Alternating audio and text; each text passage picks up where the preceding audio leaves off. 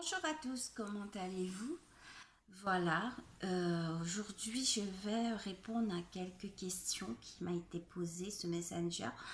J'avais dit déjà que les questions, vous pouvez poser en bas sur la page pour que je puisse répondre, mais c'est pas grave, vous faites ce que vous voulez. Voilà, car Messenger, je vais arrêter, même sur Facebook, par manque de temps. Et pour moi, c'est voilà quoi. On va croire que je ne vais pas vous répondre, mais or que je vais arrêter par rapport, j'ai d'autres obligations.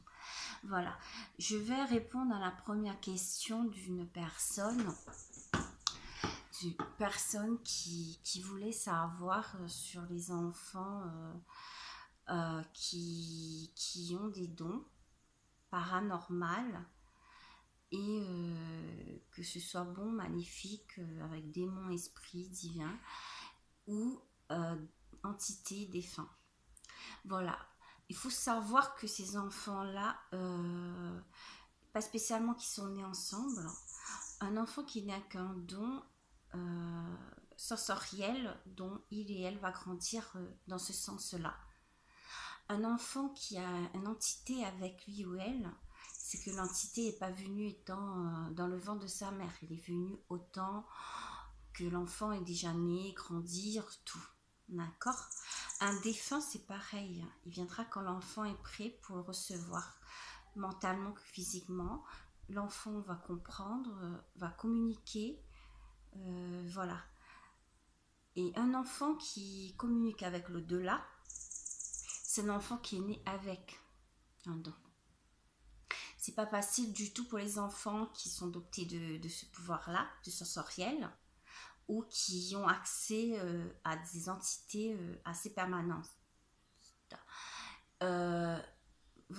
Il faut savoir aussi que ces enfants sont si fragiles qu'on ne va pas se rendre compte qu'est-ce qui se passe vraiment dans leur tête, parce qu'ils sont par moments normaux et par moments qui ne sont pas normaux du tout. Ils ont une aptitude assez développée aux côtés d'un enfant naturel.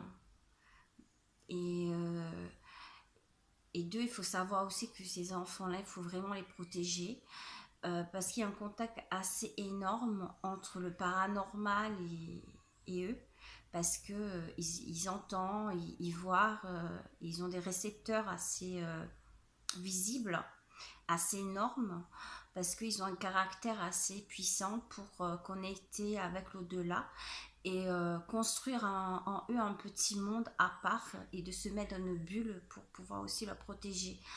Leur correcteur à eux, c'est leur cerveau, mais aussi c'est leur antenne à part qu'on ne peut pas voir en fin de compte, parce que c'est invisible aux yeux des êtres humains qui ont rien, mais pour eux, ils ont leurs capteurs, les deux capteurs.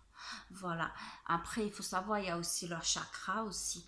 Mais les enfants qui voient les entités, pardon,